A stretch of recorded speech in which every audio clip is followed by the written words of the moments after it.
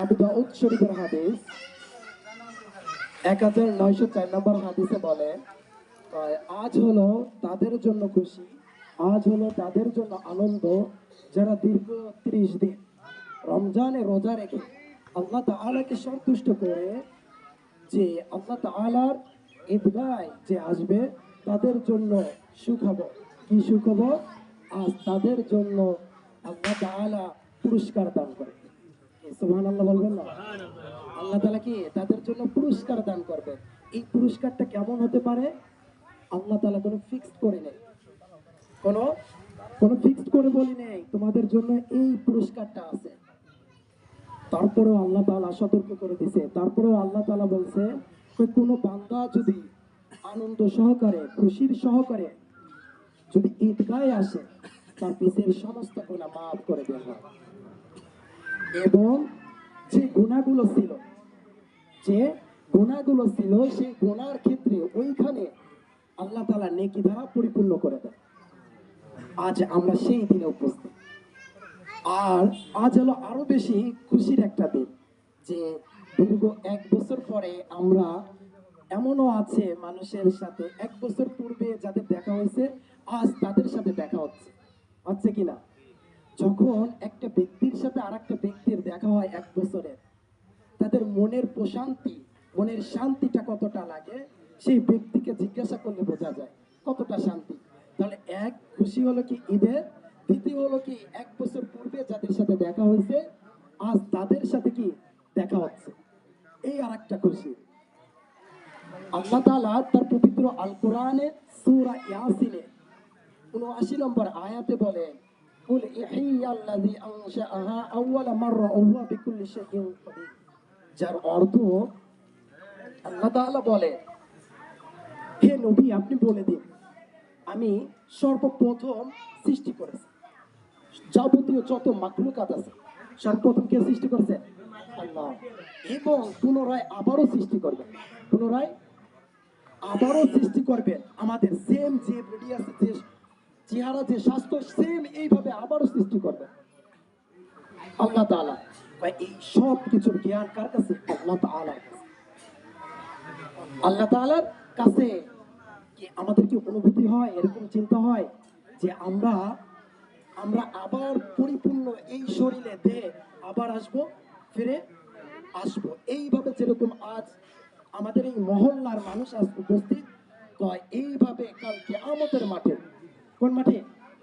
কাল কিয়ামতের মাঠে সেম এই চেহারা, এই বডি, এই স্বাস্থ্য, এই অহংকার নিয়ে এই নিজেকে সেইভাবে উপস্থিত করতে কোন দিন? কিয়ামতের মাঠে সেম এইভাবে আল্লাহ তাআলা সূরা ইয়াসিন 79 নম্বর আয়াতে সেম এইভাবে বলে। আচ্ছা, এইটা যদি আমাদের, আমরা কিন্তু হর হালাতেই শুনি, আমরা হর আলাতেই শুনি আমাদের পূর্বে আবার জন্ম হবে। কি আমাদের পূর্বে আবারও কিয়ামতের মাঠে আবারও জন্ম হবে? এটা কি সত্য? হ্যাঁ, আমরা এক বাক্য সত্য করতে পারি। কি সত্য?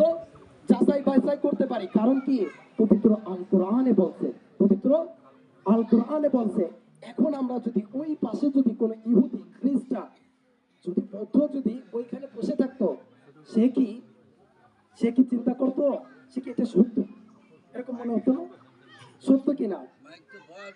তাহলে এইভাবে না না না 1998 সালে 1998 সালে এক সায়েন্টিস্ট বিজ্ঞানী রিসার্চ করে মানুষের শরীর নিয়ে। আল্লাহ তাআলা পবিত্র আল কোরআনে 79 নম্বর আয়াতে কি বলেন? পূর্বে আবার জন্ম করবে, আবার কি জন্ম দিবেন আমাদের। কিন্তু এই আয়াত নিয়ে আরো গবেষণা করে, এই আয়াত কি আরো গবেষণা করে এক সায়েন্টিস্ট বিজ্ঞানী, নাম হলো জেমস থম।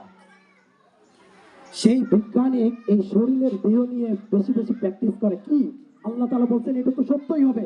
কেন? এটা কিভাবে হবে? আমাদের শরীরে, আমাদের দেহে এমন কিছু কোষ আছে, এমন একটা কোষ আছে যে কোষটা পূর্বে জিরো থেকে আবারও তৈরি করতে পারে। কি সুবহানাল্লাহ বলবেন না? কি একবারে শূন্য থেকে, জিরো থেকে আবারও কি গঠন করতে পারে আমাদের। এটার নাম স্টেম সেল। এটার নাম কি? স্টেম সেল, যা পূর্বে থেকে আবারও শূন্য থেকে শুরু করতে পারে। আচ্ছা, যারা যারা এদিক ওদিক ঘোরাঘুরি করছেন অতি তাড়াতাড়ি ঈদগায় চলে আসেন, অতি তাড়াতাড়ি ঈদগায় চলে আসেন। তাহলে কি আমাদের শূন্য থেকে আবারও শুরু করতে পারে ইন্টারনাল স্টেম সেল। সে 1998 সালে, আর কোরআনে কত সালে নাজিল হয়েছে? 1450 বছর আগে নাজিল হয়েছে। তোমাদের আবারও পূর্বে আবারও সেই একই রূপের সেল সৃষ্টি করবে। এটা কি বলছে? আল্লাহ। আর 1998 সালে আমাদের। তাহলে আমরা পূর্বে আবারও এইভাবে একত্র হব, পূর্বে কালকে আমাদের মাঠে একই রকম হব।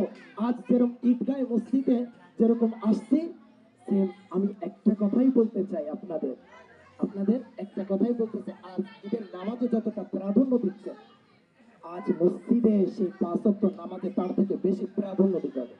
কি দিতে হবে? বেশি প্রাধান্য দিতে হবে, বেশি আদায় করতে হবে। এই নামাজটা কেমন?